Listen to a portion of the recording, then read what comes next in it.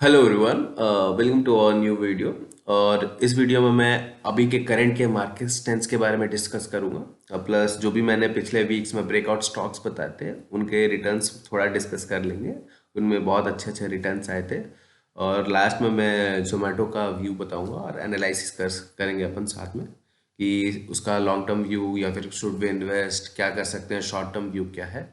तो let's start with the video.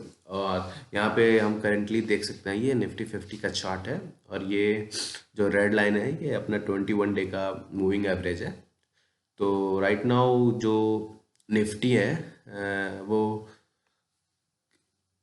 इस level को सस्टेन करके देखते हैं कि इस लेवल को ये सस्टेन करता है कि नहीं। जो प्रीवियस इसका ब्रेकआउट था यहाँ पे आके रिटेस्ट दे रहा है और इसने इस कैंडल का रिजेक्शन दिया है। तो लेट्स सी निफ्टी यहाँ पे क्या करता है कि नहीं। और let's move to our small cap. तो स्मॉल कैप का मैंने बताया था कि पिछले वीक में ही कि स्टॉक जो है स्मॉल कैप के वो रेजिस्टेंस जोन पे हैं। और जो हमने दे बताया था कि अगर इसको ब्रीच करता है तो हमें एक अच्छा मोमेंटम मिल सकता है। इस एरिया को मैंने बोला था कि अगर इसको ब्रीच करेगा तो हमें एक अच्छा मोमेंटम मिल सकता है, जो कि हुआ।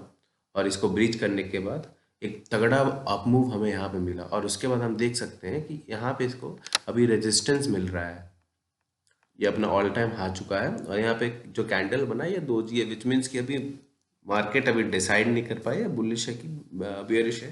पर इट विल बी गुड अगर एक शॉर्ट टर्म प्रॉफिट बुकिंग आए और एक ये पुल बैक लेके फिर ये रेजिस्टेंस को यहाँ पे या फिर कंसोलिडेट करे और फिर यहाँ पे एक अप मूव आए। तो which will be a very good sign for another you can say up move और बुल रन टू कंटिन्यू, क्योंकि ये अपना फिर ऑल टाइम हाई एक अच्छे बेस के साथ ब्रेक करेगा। तो ठीक है जी। ये अपना मार्केट स्ट्रेंथ हो गया। और अभी राइट नाउ अभी रेजिस्टेंस जिनको ब्रीच करेगा तभी फ्रेश पोजीशन बनाए, क्योंकि अगर यहाँ पे पुल बैक आता है तो इंडाइसिस 3 से 4% करेक्ट करेंगे पर स्टॉक 10 to 15% तक करेक्शन दे सकते हैं। तो इन बातों का जरूर ध्यान रखें जब भी आप पैसे अपना इन्वेस्ट करें।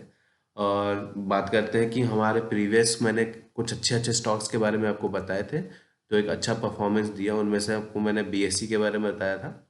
तो बीएससी ने अपना ब्रेकआउट दिया और यहाँ पे देखो ब्रेकआउट देने के बाद पहले यहाँ पे आया और रिटेस्ट किया और फिर यहाँ पे ब्रेकआउट दिया। ब्रेकआउट देने के बाद ऑलमोस्ट ये 4+1 5 to 7% का एक रिटर्न दे चुका है विद इन 2 डेज।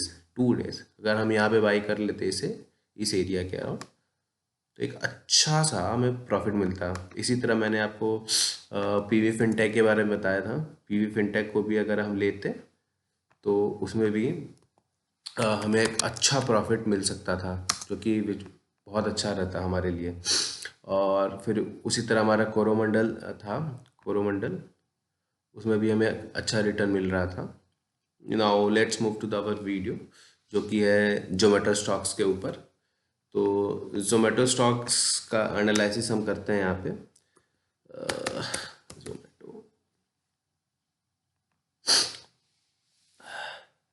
तो यहाँ पे हम देख सकते हैं कि ये जोमेटो अपना ब्रेकआउट दिया था यहाँ पर ये ब्रेकआउट को काइंड ऑफ यहाँ पे एक बेरिश इनगल्फिंग बनाया पूरा कैंडल को।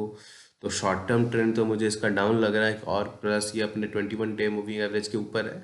तो ये पहला रिटेस्ट जो एरिया है ये पहला ब्रेकआउट अगर इस एरिया पे भी ब्रेकआउट दिया है तो हो सकता है यहाँ पे आके ये दोबारा भागे। तो एक फ्रेश एंट्री हम इसमें ले सकते हैं। एज ऑफ नाउ आज जो कैंडल बना था उसमें था कि अगर आपने इसको इस एरिया के अराउंड बाई करा था इस ब्रेकआउट पे तो आज आपको थोड़ा ऑलमोस्ट 30 to 40% का प्रॉफिट बुकिंग कर लेना चाहिए था। और फिर अगर ये दोबारा सस्टेन करके यहाँ पे आता है तो हम और क्वांटिटी ऐड कर सकते हैं। अगर यहाँ पे आके फिर से ये ऊपर जाए तो हम एक प्रॉपर मतलब पिरामिड कर सकते हैं स्टॉक्स में और पैसे इन्वेस्ट कर सकते हैं। As of now let's see क्या होता है। और अपना ये रेजिस्टेंस जोन है, अगर इसको ब्रीच करने के बाद ये 260 लेवल को भी ब्रीच करता है तो स्टॉक अपना प्रॉपर डाउन ट्रेंड में आ जाएगा which will be a very bearish sign. तो ये अपना 260 का जो लेवल है वो बहुत मतलब एक बेस रहेगा। अगर इसको ब्रीच करता है तो फिर एक फाइनल रहेगा जो अपना है 240 का। ये जो सपोर्ट रहेगा अपना 240 का, ये बहुत क्रूशियल सपोर्ट रहेगा। अगर इसको ब्रीच करता है ये स्टॉक अपने डाउन ट्रेंड में आ जाएगा। अब राइट नाउ क्या है, राइट नाउ आप स्टॉक प्रॉपर बुलिश है, बहुत अच्छा ट्रेंड है। इसको अपने 21 डे मूविंग एवरेज को अच्छे तरीके से रेस्पेक्ट दे रहा है यहाँ पे। तो लेट्स सी क्या होता है। बाकी यहाँ पे भी हम देख सकते हैं ये स्टॉक के बारे में। तो यहाँ पे इसने पहला ये ब्रेकआउट दिया और ब्रेकआउट देने के बाद कुछ कुछ एक महीने तक तो ये सस्टेन ही नहीं कर पाया उस ब्रेकआउट को, और फिर दोबारा रिटेस्ट लेके जो गैप्स इसने बनाए थे उसको फिल किया, और फिल देने के बाद क्या प्रॉपर भागा। तो इस तरीके से अब अगर आप स्टॉक्स का मूवमेंट को अगर आप देख पा रहे हो और कैसे वो भाग रहा है, तो अब एक बड़ा मूव अगर हम इस सपोर्ट पे कैप्चर करते, इसको सपोर्ट पे अगर बाई करते, तो हमें एक ये बड़ा रैली मिलता है। ऑलमोस्ट कितने % का ये रैली है, अगर हम बाई के यहाँ यहीं पे बाई करते, यहाँ पे तो हम बाई कर सकते थे, और इसको मैं यहाँ पे सेल करता 15% का, 15% का मैं एक बढ़िया रैली कैच कर सकता था।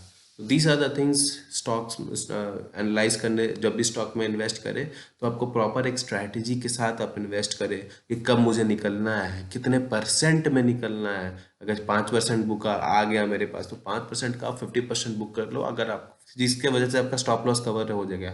अब स्टॉप लॉस आपका कवर हो गया, आप ट्रेल करोगे। अब मान के चलो आपने बाई पॉइंट पे भी सेल किया तो आपके 2.5% आ रहे हैं प्रॉफिट, ठीक है। क्योंकि स्टॉक्स का कोई भरोसा नहीं है, कौन भागेगा कौन नहीं भागेगा।